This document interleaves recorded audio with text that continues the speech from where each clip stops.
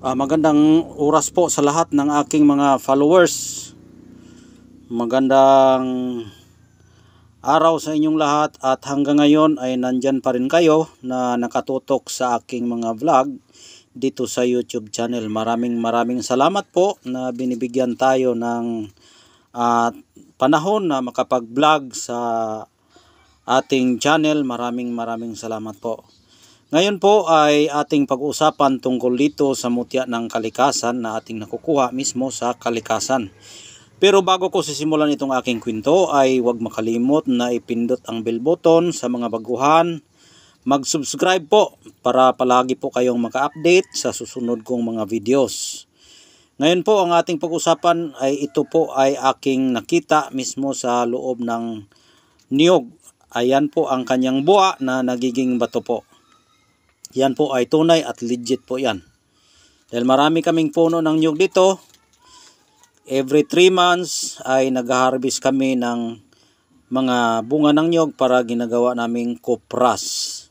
Kaya pagbiyak ko, siyempre marami muna nating binibiyak.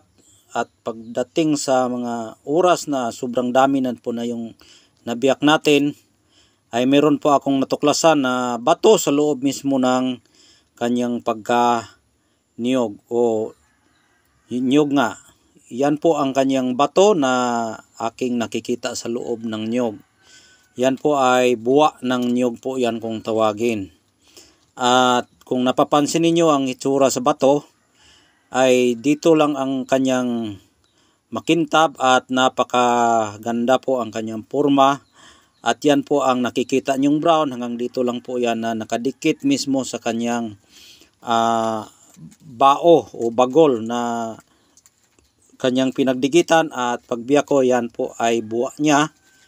At paganyan po ang kanyang itsura, paganyan po siya. At nagtataka ako bakit po napaka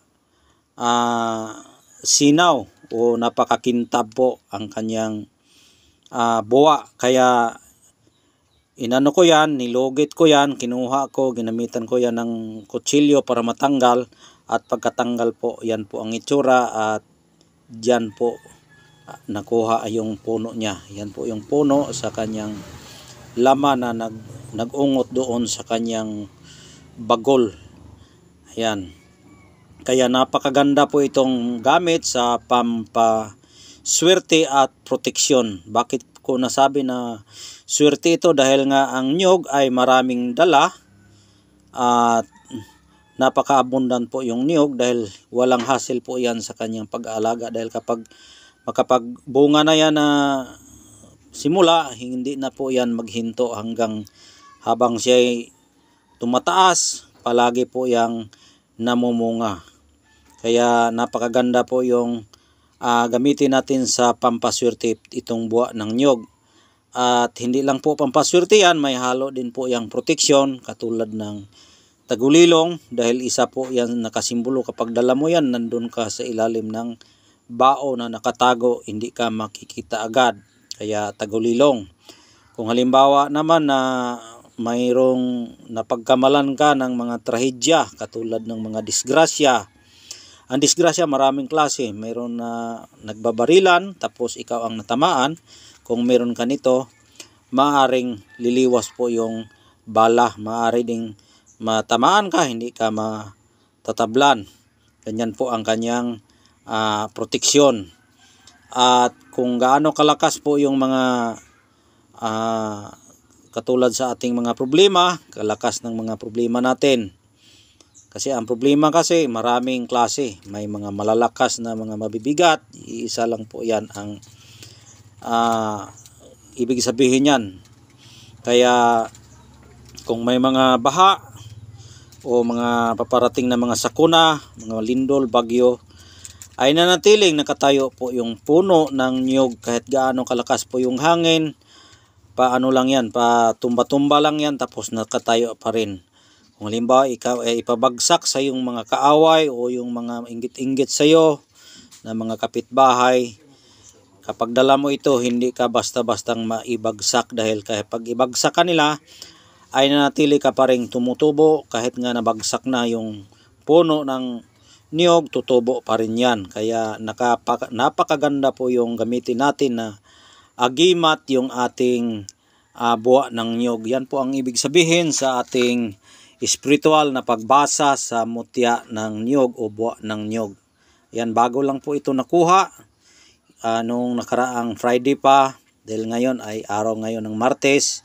Nung Friday ko pa ito nakuha. Kaya napakaswerte po ang mapalad na makakuha na pinagkalooban ng ating inang kalikasan na ito'y mapasayo, dahil ito ay napakagandang gamitin sa pangkalahatang proteksyon at swerte.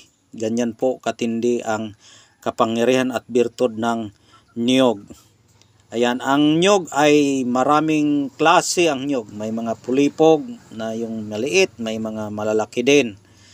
Kaya tinatawag pulipog dahil maliit. Yung mga malalaki, yan po ay normal na mga niyog. Pero meron pa ding mga niyog na iba-iba ang hitsura. May mga libon, may mga 4 mata, may mga isang mata, may 2 mata, may 7 mata nga.